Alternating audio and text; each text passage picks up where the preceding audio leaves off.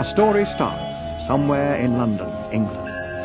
Two well-known criminals, known as Shifty Malone and Nasty Bygraves, are planning a daring kidnap.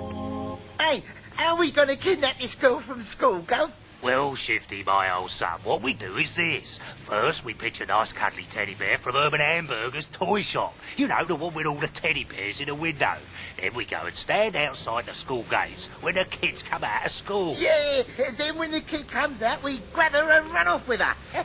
Where's your brains, Dumbo? If we do that, everyone will see us and know there's something going on. Oh, yeah. Well, what are we going to do then, boss? If you just shut up and listen... Oh, right. Yeah. Well, when the kids come out of school, we'll stand there with the teddy bear. And when the new young daughter appears, we'll tell her that we're her long-lost uncles, and we've brought her this lovely teddy as a present. The plan sounded straightforward enough, but Nasty and Shifty never bargained for the werebears to spoil their plan.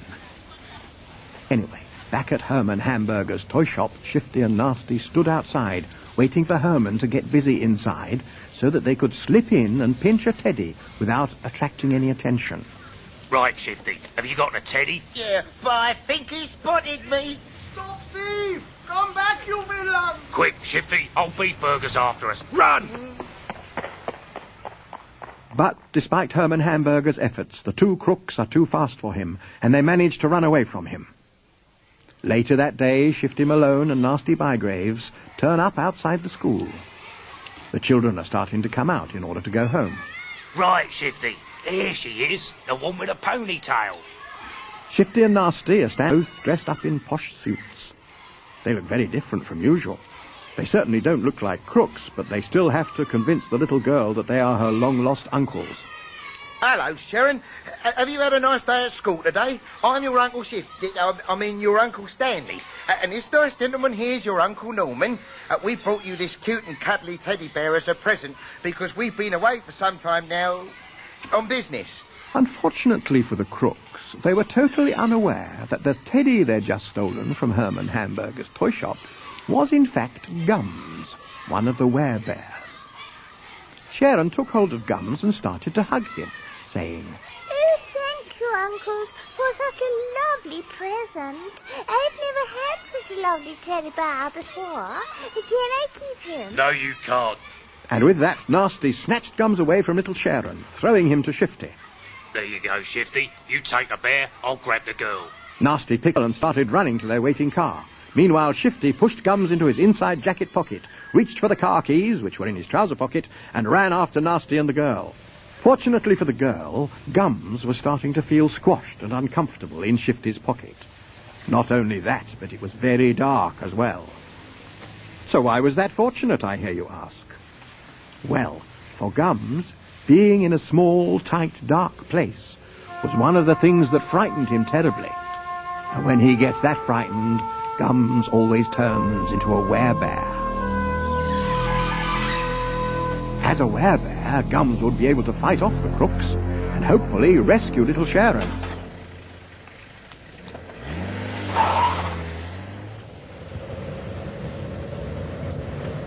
Here, Shifty, won't this car go any faster? I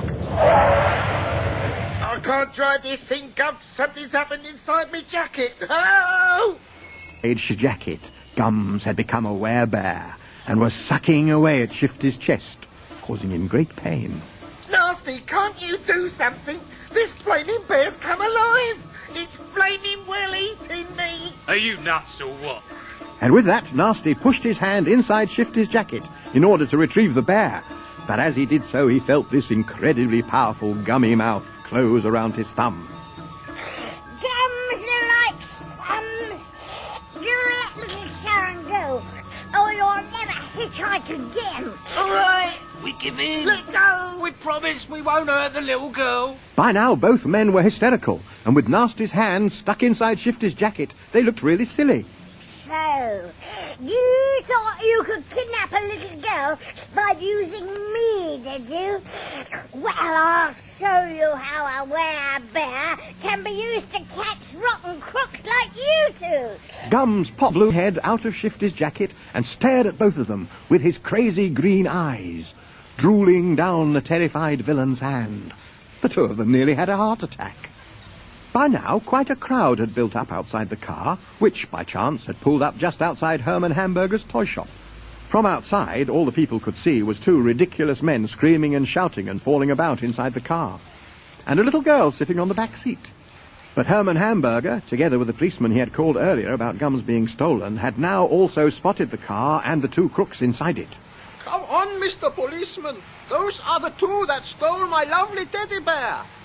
There they are, in the car. All right, come on, you two. Out of this car. Help get that monster away from us! And who's this sitting in the back? Hello, little girl. What are you doing there? You certainly don't look like any monster. I've been kidnapped. So, it's not only robbery, it's kidnapping as well, eh? I think you two will be going away for a very long time, somehow. All this time, Gums, having stopped and caught the crooks, had been crouching on the floor, panicking, hoping desperately that no one would see him as a werebear. Luckily, though, he soon calmed down a bit and turned back into a cute and cuddly teddy bear. Now, what's all this about the monster? It's in the car, officer. It's horrible. The policeman spotted Gums on the floor, and he picked him up, laughing.